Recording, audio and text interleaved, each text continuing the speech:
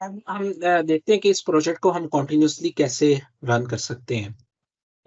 यहाँ पे हम कोड में आते हैं, तो आप देखिए कि जो हमारा मेन कंट्रोल कर रहा है सारा पार्ट कोड का, वो ये वाला हिस्सा है। अब होता क्या है कि यहाँ पे वो मेन मेन्यू यूजर से पूछता है, यूजर उसकी वैल्यू को एंटर करता है, और वैल्यू को एंटर करने के बाद जो है वो कोड यहाँ पे आता है, प्रोडक्ट शो करता है, उसके बाद कोड खत्म हो जाता है। अगर हम चाहते हैं ये कोड चलता रहे और कॉन्टिन्यूअसली चलता रहे, तो कि इस काम के लिए हमें जो लूप यूज करना पड़ेगा, और हम व्हाइल का लूप यूज कर सकते हैं, और हम चाहते हैं ये उस वक्त तक चलता रहे जब तक ऑप्शन की जो वैल्यू है वो नॉट इक्वल टू 5 हो। जब तक ऑप्शन नॉट इक्वल टू 5 है तब तक हमारा लूप चलता रहे, क्योंकि जैसे ही वो 5 होगा तो कोड को हमने लास्ट पे जो ऑप्शन वैल्यू यहाँ पे आप देखें, अगर मेन जो है वो एंड लास्ट एंट्री करता है एग्जिट, तो यहाँ पे हमें एग्जिट कर देना चाहिए। तो अगर यूजर 5 एंटर करेगा तो ये लूप की वैल्यू 5 हो जाएगी, और उसके अलावा जब भी होगा तो ये एग्जीक्यूट होता रहे। अच्छा जी, यहाँ पे अब क्योंकि ये वाइल है तो इसके अब बाकी चीजों को मुझे टैप करना पड़ेगा। पाइथन का ये सिंटैक्स है कि इस तरह हमें टैप करके उसके इनसाइड बताना है कि ये सारी चीजें इसी लूप का पार्ट है। बस अब इसमें एक मुश्किल ये रहेगी कि ओपी का जो एक्चुअल वेरिएबल इनिशियलाइज हो रहा है वो इस पॉइंट पे हो रहा है, वो बाद में हो रहा है, उसको हम इस्तेमाल पहले कर रहे हैं। तो इसमें अब कौन सी वैल्यू होगी, तो उसको हम शुरू में इनिशियलाइज कर देते हैं, उसकी कोई भी वैल्यू हम रैंडमली रख देते हैं जो 5 ना हो, क्योंकि 5 के वक्त तो ये टर्मिनेट हो जाएगा और ये लूप चलेगा भी नहीं मेन्यू, और अगर लूप नहीं चलेगा, फर्स्ट टाइम भी नहीं चलेगा, तो मेन्यू भी नजर नहीं आएगी। तो यहाँ पे हम इनिशियली वैल्यू इसकी 1 रख देते हैं, या मे बी 1 ना रखें आप, इसकी 10 रखते हैं, जो आउट ऑफ ऑप्शन ही हो, क्योंकि इन एनी केस ये 5 के बराबर नहीं होगा, ये लूप चलेगा और यूजर कोई ना कोई वैल्यू एंटर करेगा, और वो जो एग्जैक्ट वैल्यू है वो इधर आ जाएगी। वैसे इस तरह के कामों के लिए जिसमें हमें लूप एक दफा मस्ट चलना होता है, हम डू वाइल की ऑप्शन यूज करते हैं। वो ऑप्शन हमने अभी अपने जो इस कोर्स में वो डिस्कस नहीं की थी, तो इसलिए हम इसको वाइल के साथ भी चला सकते हैं। अच्छा जी, अब हम इसको एक दफा एग्जीक्यूट करके देखते हैं कोड को, कि ये हमें क्या डिजायर्ड रिजल्ट दे रहा है। हम 1 प्रेस 1 करते हैं, उसके बाद कोड क्या करता है, ये हमें शो करता है, और शो करने के बाद दोबारा लूप, क्योंकि लूप चल रहा है, और दोबारा मेन मेन्यू दिखा देता है। अब एक तो इसमें थोड़ा सा मसला ये हो रहा है कि ये सारा ऊपर से भी इंफॉर्मेशन आ रही है। मैं अगर इसमें दोबारा शो करूँगा, वो मुझे शो करेगा, दिखाएगा, तो ये अच्छा इम्पैक्ट नहीं नज़र आ रहा हमें। इसके लिए हम चाहते हैं कि जैसे फर्स्ट टाइम प्रोग्राम हम एग्ज़ीक्यूट करें, तो प्रोग्राम जो है वो चलने के साथ-साथ स्क्रीन को भी क्लियर कर दे, खुद ऑटोमैटिकली क्लियर कर दे। तो उसको क्लियर हम करवा लेते हैं अपने कोड में। हम कोड के थ्रू स्क्रीन को क्लियर करवा सकते हैं। वैसे आप देखें, अगर मैंने 5 एंटर करता हूँ तो प्रोग्राम टर्मिनेट कर रहा है, इसका मैं व्हाइल का लूप चल रहा है। तो अगर मैंने यहाँ पे स्क्रीन क्लियर करवानी होती है तो सीएलएस की कमांड हम कमांड पे यूज करते हैं। सीएलएस का मतलब है क्लियर स्क्रीन। तो हमने क्लियर स्क्रीन कर दी।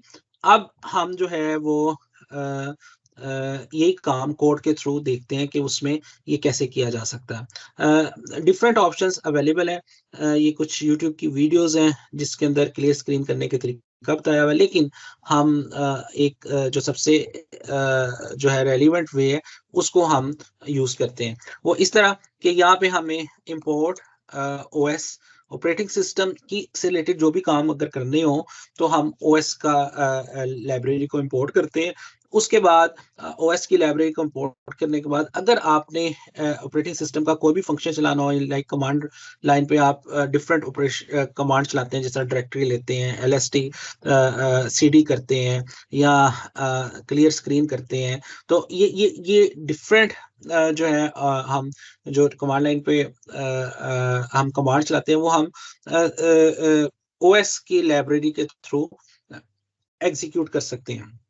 यहाँ पे क्योंकि इस जगह पे हम क्लियर स्क्रीन करना चाहते हैं कि मेन्यू शो होने से पहले हमें जो है वो पहले जो भी नीचे भी काम हुआ हो वो भी क्लियर हो जाए, तो हम os डॉट सिस्टम एक फंक्शन होता है, इसके अंदर हम सिस्टम के अंदर जो भी कमांड पास करेंगे वो कमांड कमांड लाइन पे चल जाएगी। तो यहाँ पे हम CLS लिखते हैं, क्योंकि जैसे हम CLS इधर लिखते हैं तो वो कमांड क्लियर कर देता है। इसी तरह हम CLS यहाँ पे लिखेंगे तो इससे पहले कुछ भी होगा तो वो सब कुछ स्क्रीन क्लियर कर देगी। और उसके बाद फिर वो मेन्यू शो करेगा और फिर मेन्यू की ऑप्शन आएगी और फिर हम यूजर से इनपुट ले लेंगे। फॉर एग्जाम्पल यहाँ पे हम डायरेक्टरी ले लेते हैं। अब आप देखें स्क्रीन के ऊपर कोई इन्फॉर्मेशन है। अब मैं जब प्रोग्राम अपना एग्जीक्यूट करूंगा तो ये प्रोग्राम एक्चुअली पहले स्क्रीन क्लियर करेगा और फिर इसके बाद मुझे मेन्यू दिखा देगा। अच्छा, अब इसका नुकसान ये एक होगा, वो ये कि जैसे मैं शो करूंगा तो आप देखें प्रोडक्ट नजर आई, बड़ी तेजी से नजर आई, साथ ही क्लियर स्क्रीन हुई। क्लियर स्क्रीन होने के बाद दोबारा उसने मेन मेन्यू शो कर दिया। अब तो इसका मतलब मैं प्रोडक्ट देख ही नहीं सकूंगा। तो उसको हम इस तरह रोकते हैं कि जो शो प्रोडक्ट यूआई का फंक्शन है, शो करने के बाद हम यहाँ पे एक एक फंक्शन बना लेते हैं। उसका नाम हम रख लेते हैं डेफ प्रेस एनी की। तो ये फंक्शन क्या करेगा, ये फंक्शन यूजर को कहेगा, इनपुट लेगा, यूजर को इनपुट मांगेगा, उसको कहेगा प्रेस एनी की। प्रेस एनी की बजाय लिख देते हैं एंटर की टू कंटिन्यू। क्योंकि एंटर जब प्रेस करेगा तो इनपुट खत्म हो जाएगी और जैसे ही इनपुट खत्म होगी ये फंक्शन भी काम करना खत्म कर देगा और यूजर नेक्स्ट पे चला जाएगा। तो यहाँ पे हम इस फंक्शन को प्रोडक्ट को शो करने के बाद फंक्शन कॉल कर लेते हैं प्रेस एनी की। अब प्रेस एनी की जैसे वो शो प्रोडक्ट करेगा सारी प्रोडक्ट नजर आ जाएंगी। उसके बाद जैसे वो प्रेस एनी की का फंक्शन कॉल होगा तो वो यूजर से इनपुट मांगेगा। अब यूजर जब तक एंटर की प्रेस नहीं करेगा ये इनपुट मांगता रहेगा। जैसे यूजर एंटर की प्रेस करेगा तो ये फंक्शन टर्मिनेट हो जाएगा और उतनी देर में वो फिर उतनी देर स्क्रीन रुकी रहेगी। तो इसका ये एडवांटेज होगा कि जब यूजर पढ़ ले, जब वो देख ले कि अब मैंने जो आउटपुट मैंने देखनी थी अब मैं उससे सेटिस्फाइड हूँ, अब मैं वापस मेन मेन्यू पे जाना चाहता हूँ तो एंटर प्रेस करेगा तो वो मेन मेन्यू पे चला जाएगा। तो अब आप इसका बिहेवियर देखिएगा अपने कोड का। मैंने इसे कंट्रोल सी करके बाहर आ गया हूँ।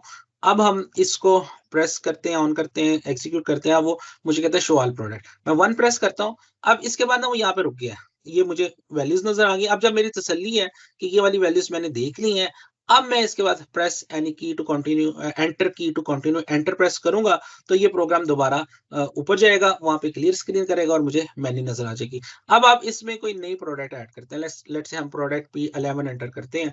उसके बाद हम प्रोडक्ट का नाम जो है वो मोबाइल रख देते हैं और इसका नाम लेट से डिस्क्रिप्शन जो है वो एंड्रॉयड फोन कर लेते हैं और यहाँ पे जो प्राइस है मे बी 25,000 और जो इसकी रेटिंग है जो पाथ है मिश का वो mobile.png और रेटिंग जो है वो इसकी हम रख देते हैं 4।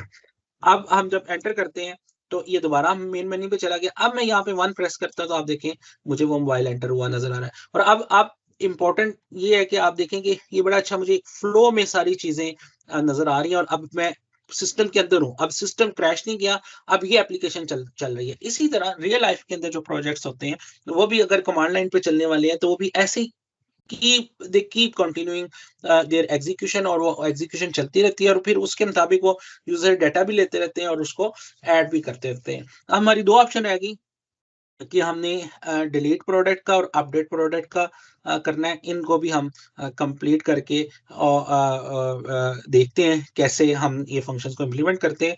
और 5 के ऊपर अब एग्जिट है तो वो ऑलरेडी हमने व्हाइल के लूप के थ्रू उसको भी इम्प्लीमेंट कर लिया। अब नेक्स्ट वीडियो में हम बाकी दोनों ऑप्शंस को कंप्लीट करते हैं।